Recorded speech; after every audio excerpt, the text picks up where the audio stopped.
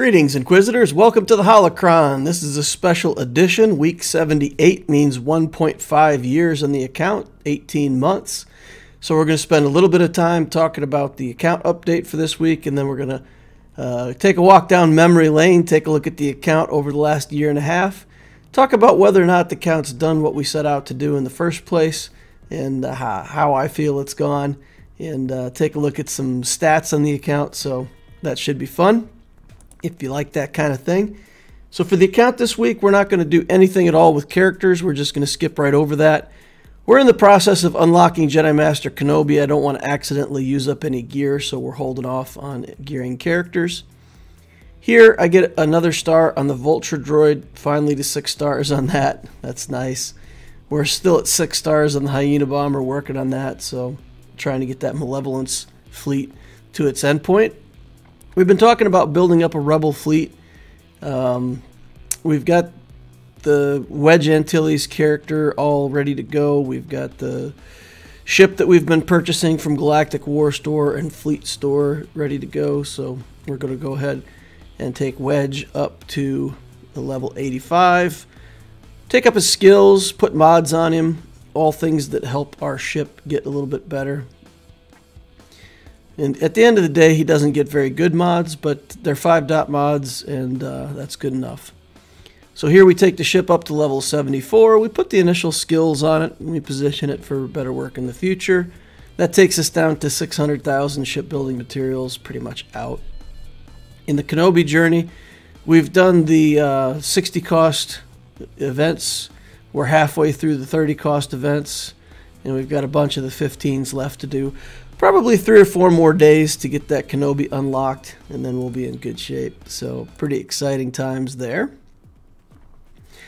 So on the account update page for our stats, let's look at week 52 compared to week 78. So this is 6 months worth of play. The first year we got the account up to 1.9 million. And remember, for that period of time, we were still on the old Grand Arena system where we were trying to manage our galactic power to the lowest possible level. Once that Grand Arena system changed, then that was no longer a limiting factor, so that we have expanded the roster quite a bit since then to 3.4 million. We added 1.5 million galactic power in 6 months. So not quite, but it's almost as much galactic power in 6 months as we did in the first year. So that's a pretty big change. In terms of relics, we went from 17 to 33 plus 16. Again, that's very close to being double the amount of relics in the first year in the second 6 months. So that's nice. Zetas, we went from 24 to 43. In Squad Arena, we had Troopers back then that were getting us somewhere in the top 100. Now we have C that's getting us somewhere in the top 100. Fleet Arena, we had the Negotiator up and running back then. It hasn't changed much. We've relicked 5s for Fleet, but other than that, it's pretty much the same fleet we've been using, so that's good. And the project, at week 52, we were unlocking the Sith Eternal Emperor. And 6 months later, on the nose, we are unlocking JMK as our current project. So it took right at 6 months to get that Jedi Master Kenobi. Now, what do we attribute these stats to? I've talked about this before, where the first thing you have to do when you start a new account is to stabilize the account. So that first 6 months, this account started from level 1, no hyperdrive. So it took probably a good 3 or 4, it took 95 days, so just over 3 months to get to 85. And then, probably another 2 or 3 months to get the first teams going and get the account stable, and then build the C from there. So basically, let's say the first 6 months was setting up the account for success, and then the next 6 months we're finishing out the Sith Eternal Emperor, and that puts it roughly on the same timeline. 6 months for our next Galactic Legend as well. So the account started on the 24th of October of 2020. So as of the recording, this is the 24th of April 2022. So back when I started the account, in one of the first videos I did, I said, with my main account, I spent some money. I tried to push progress real quickly. Made a bunch of mistakes before I understood controlling galactic power. I built a whole bunch of teams to low levels. I think the same mistake a lot of people make back then when GP mattered for Grand Arena. So I very quickly bloated my account. I built every ship in the game I could. So I thought, yeah, if I had this to do over now that I know, on my main account I'd been playing about a year. So what I decided to do was be very efficient with the galactic power. Of course, that's back when GP mattered for Grand Arena. I wanted it to be a fun account to play, so at the end of the day, I didn't want to build an account that was just specific to succeeding in Grand Arena. I wanted it to be a functional second account. Focused on Fleet and Grand Arena. And back then, even when you used to get crystals out of Squad Arena, chasing top placement in Squad Arena is just a way to spend a whole lot of money and not end up satisfied. So I had discouraged people strongly from using that as a benchmark or trying to get good placement in Squad Arena as one of your core values. So I just basically ignored Squad Arena, went for Fleet and Grand Arena. So then in November, when CG announced that they would be doubling the shard drops, that's actually when I started my channel and then started doing videos. And the concept back then, honestly, I just thought, you know, hey, someday people might say, hey, it's a cool account you got. Like, how did you build it? And then I would have some updates on YouTube and say, well, you know, I've documented my progress and you can follow along, and it'd be pretty cool. So, yeah, that happened, and people wanted to follow along. It took off a lot faster and with a lot more enthusiasm than I originally thought. So, nice little story. So the plan back then was for efficiency, really no different, but I was using white PowerPoints with black text, and yeah, lots changed. So this was the original plan. This is the 1.5 years ago. Efficient use of energy and gems, optimized for Fleet Arena, minimized GP, maximized GAC potential. My original plan was to build these teams, this trooper wall. It's just characters that I liked that could be put together into a team. Kylo Ren unmasked with the Sith Trooper, Sith Marauder, Palpatine, and Dooku. And those are all things for Sith Eternal Emperor. Well, crew isn't, but you know, the Marauder, Palpatine, and Dooku are all characters for the Sea Journey. So we wanted to start out with that stuff. Geos, Rebels, I was going to build CLS very early. Imperial Troopers, and then just, again, some bounty hunters and characters that I liked. Things that could do solos like Nest and Vader. And then a Jedi team. And after 9 weeks, I was at level 78. That was a big landmark, you know, getting that Zeta challenge unlocked right on time. CLS Rebel team just didn't work out. In that early game, I very quickly came to understand that I was not going to be able to build the Rebels in addition to everything else. You have to build a team to get CLS, then you have to build bounty hunters to get Chewbacca, you have to get Han from the raids, you have to build Ewoks to get 3PO. And at the end of the day, very quickly I understood that there was no way I was going to build all those teams this early in the game. So we dropped that Rebel push. So let's just go through some highlights in the timeline. So 13 weeks, 90 days, we were at level 84. We put on our first Zeta. We had Geo Brood Alpha. And then I hit level 85 on day 95. It took me 18 weeks to my first relic. And we got Snowtrooper as the first relic in this account. And I did take, some criticism for that Snowtrooper. But, man, he's vindicated himself many times over. And that character has been a workhorse for this account since I reliced it. 21 weeks, we did the Geo Spy to do better in fleets. We also changed guilds that week.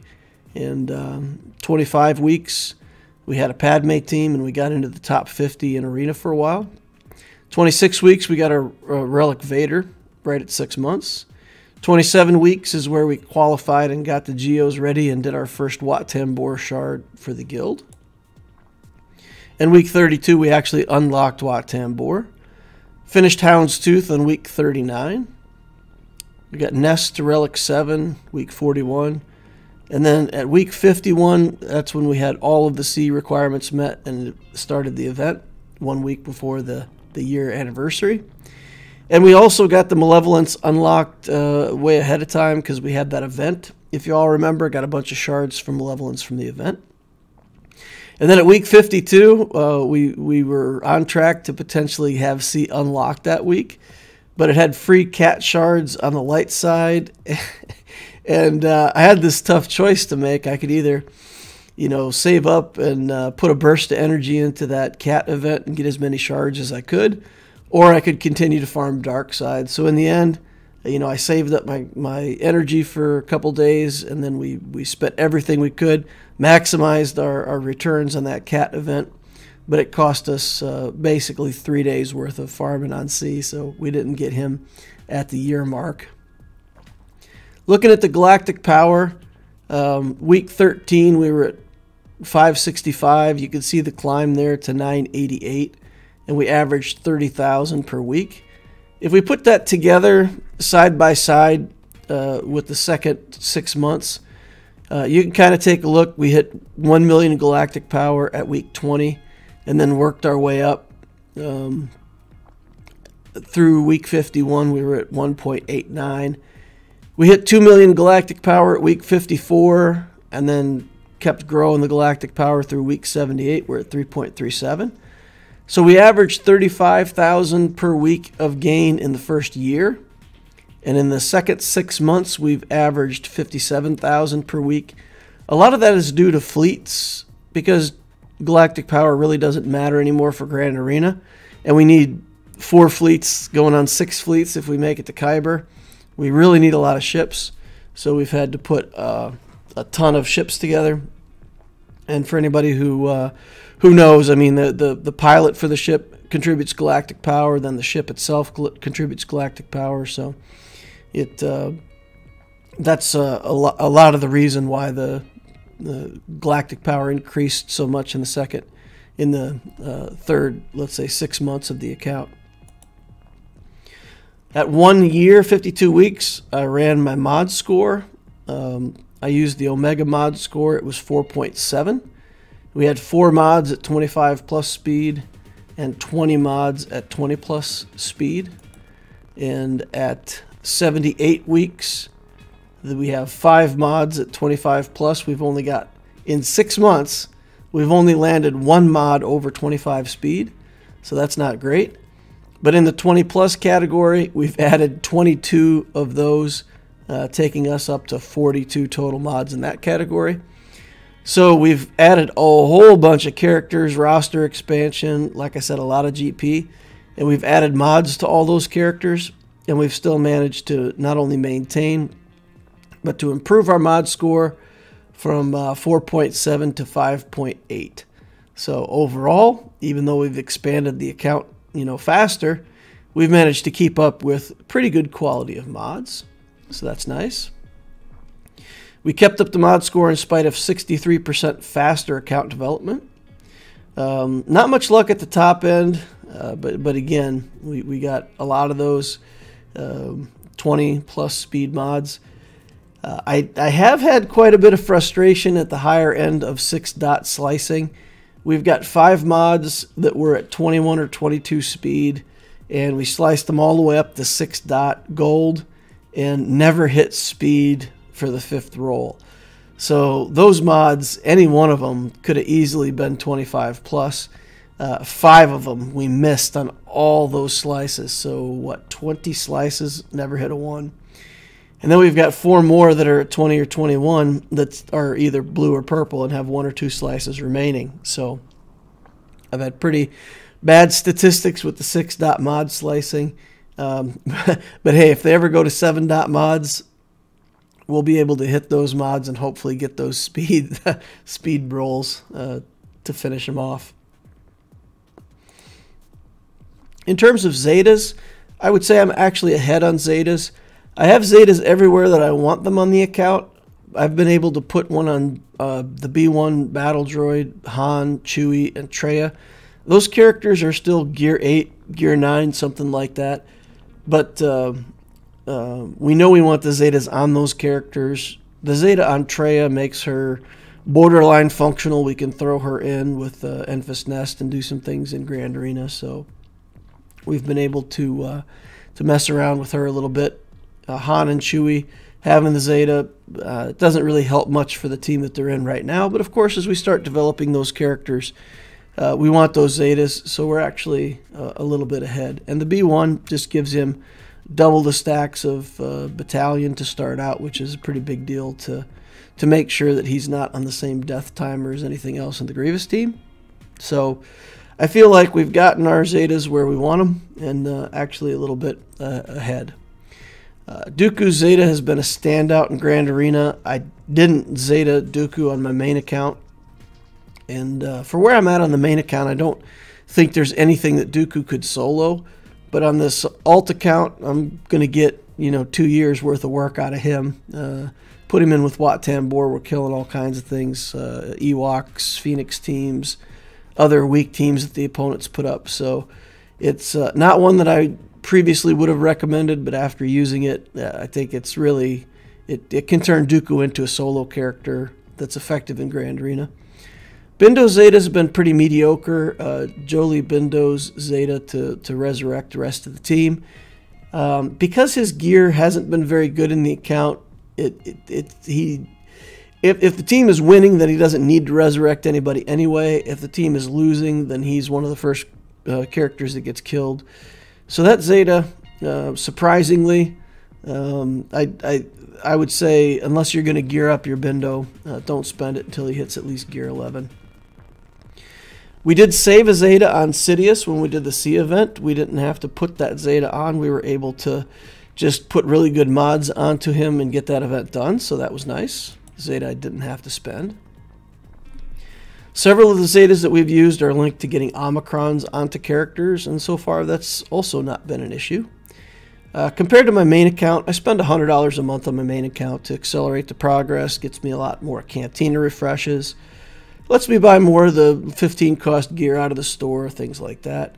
But on my main account, I am 17 Zetas behind, so really a lot of the progress that I've gotten on my main account with developing characters and getting shards and all of that, it just means that I've outrun my ability to Zeta those teams. I have a Darth Revan with 0 Zetas on it. I have, the new Maul character with no Zetas. I haven't been able to develop the Boba Scion of Django characters. So there's just all kinds of stuff that I have in my main account that I just don't have Zetas for. So I'm constantly behind, and I like it with the free-to-play Loquitur account. We're keeping up with Zetas. It's not a problem. It's nice. So during the first leg of the journey, we had 3 non-sea relics. Snow Trooper. I would not recommend Snow later. I wrote, this is an old slide. So if you've already got a developed account and you're looking to build troopers like the standard trooper team, that wouldn't include Snow Trooper, but of course with Iden Versio now, Snow Trooper is a premium character with Iden. Geo Spy has been very good, very satisfying. I'm glad I relicked him the whole time. Enfys Nest, of course, is one of my favorites. And every account I build, we're going to end up having a relic Enfys Nest on it. The non-JMK relics, I looked back, and I talked about relicking several characters, the Armorer and Queel, and some other things to help the account. But at the end of the day, when I look back, I think Fives was really the only character that I brought to Relic. I built this ship, I built him to Relic to help Fleet, and that was it. I think that's the only non-JMK Relic. So we managed to keep really tight focus on building that JMK. So at the end of the day, after 18 months, you got to say, how satisfied am I with the way the account got built? And I have to say that doing it very publicly like this and publishing it every week, it makes me think a lot. It makes me plan far more than I would normally plan. If I were to make bad choices in the account build, you really can't take them back. You're already on the path. And so being public like that, it's, I don't know, it's been a lot of pressure on me to do the right things and set a good example. So overall, I have to talk about that and see, based on what I wanted to do at the beginning, have I done it? So considering that we're almost to Kyber at 3.4 million galactic power, if I spend the refreshes, I can red box Conquest. I'm in a 329 million galactic power guild. We've had top 5 in fleet almost every day since week 21. We had our first GL under 2 million, second GL 6 months later at 3.4 million.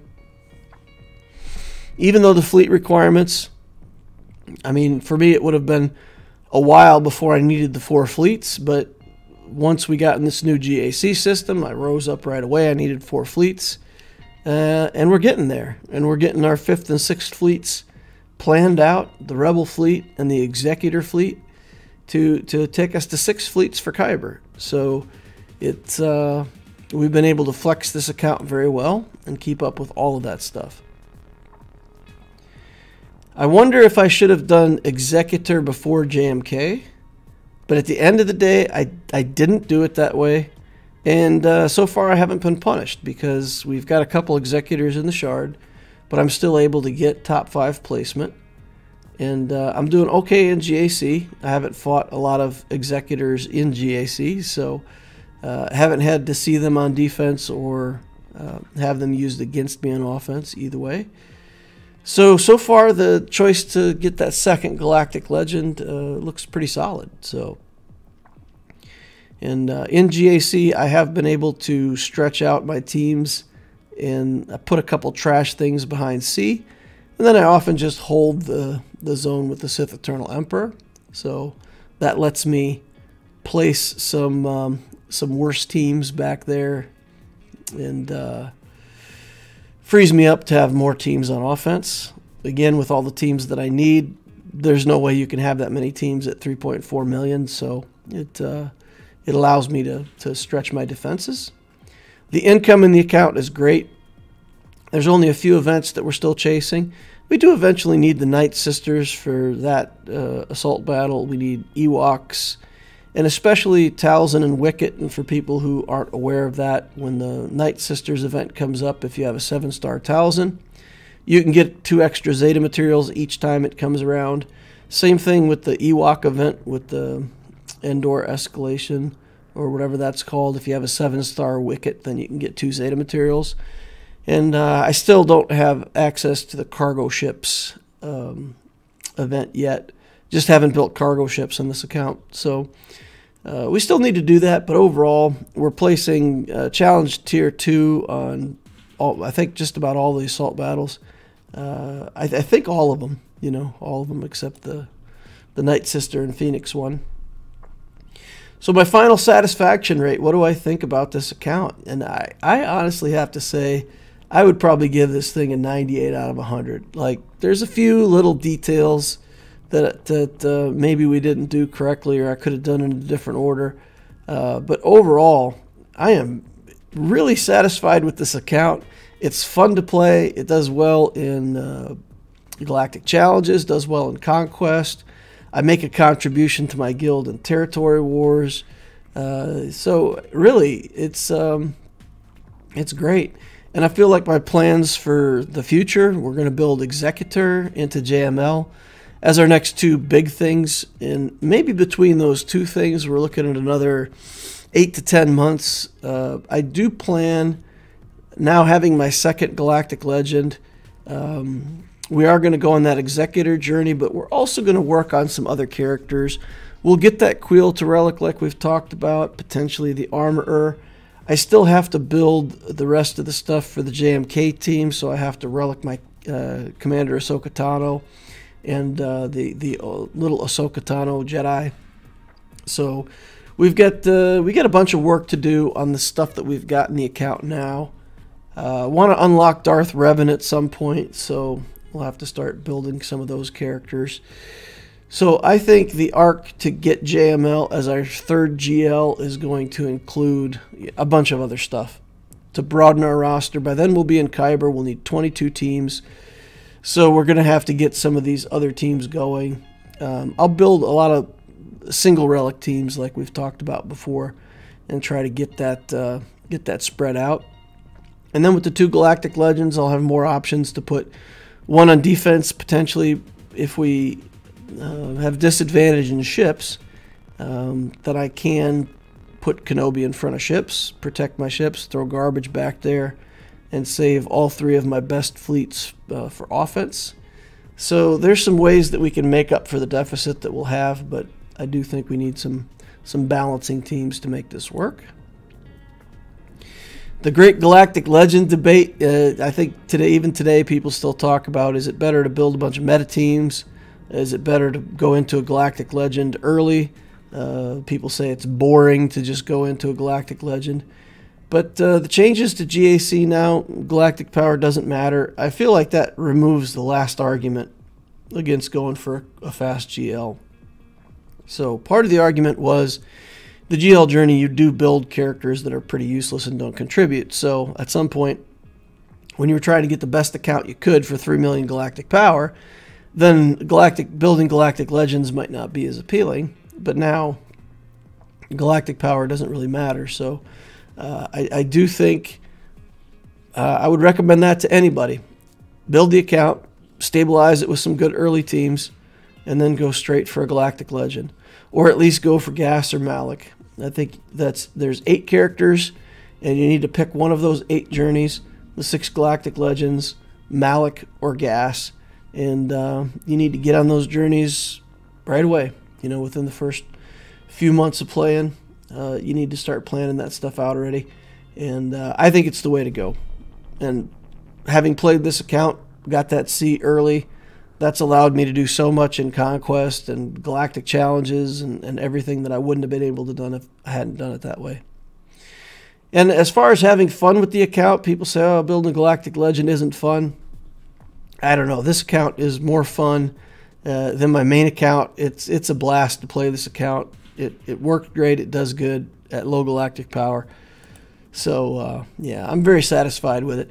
So I'd like to know what you all think, you know, followers of this channel, people who watch these update videos, you know, what have you learned? What do you see from the Loquitur account that has helped you, or do you disagree and think that maybe I don't deserve that 98 score on the account?